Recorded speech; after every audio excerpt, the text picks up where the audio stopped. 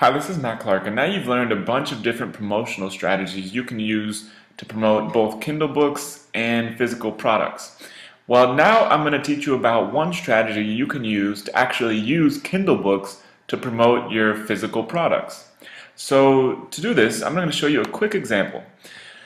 Say this is your yoga mat. You wanted to sell a yoga mat on Amazon for whatever reason, whether you're drop shipping or private labeling it, but this is your listing you've just created. And you're in the process of doing all the other promotional methods you've learned so far.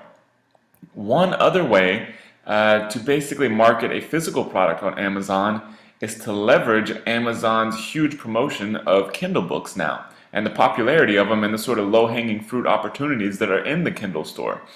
So whatever physical product you're selling, think about what informational product people are looking for related to that physical product.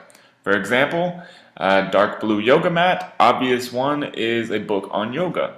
So then what you would do is you'd go write yourself a Kindle book on yoga, and then basically here, say for example, if this was the book you wrote, an introduction to yoga, and you did a bunch of the Kindle promotional methods and got it ranked up to the top of the category, then this book, when people are buying this, if you do this correctly, people will end up start buying your product as a result of reading this book.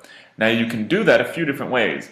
One way is to include in the actual book that you submit to KDP, if you actually include a link to that product within the book, you can use a shortened URL service such as tinyurl, and basically include a link to your Amazon listing for this dark blue yoga mat. And that will start getting more people to purchase it, especially if you find if you're able to sort of tie it in with your content pretty well. If somebody's wanting to learn how to do yoga and that kind of thing, you could tell them, hey, we've got this really great yoga mat over here. You don't really have to say it's yours, but you can say there's a really great yoga mat over here on Amazon. Now the good thing about this is it's all within Amazon. There's no trust factor. People don't really, because sometimes if you try to include product offerings and that kind of thing within a Kindle book, people tend not to like that, and you'll see that reflected in the reviews. People will say, oh, it just looks like this person's trying to push a product, etc., etc.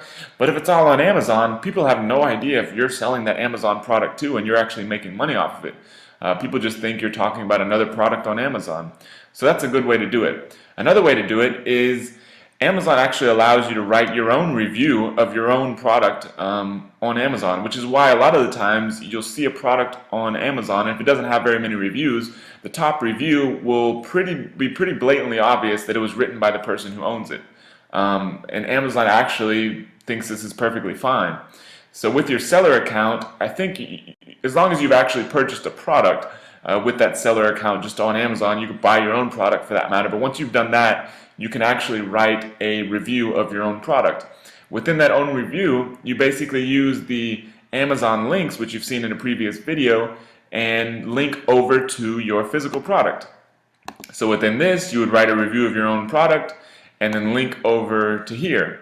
Same thing over here, you can write a review of your own product and link over to your Kindle book. So it's sort of tying the two together, and they make them both benefit each other. So this is just another strategy to basically promote your drop shipping or private label products using Kindle books.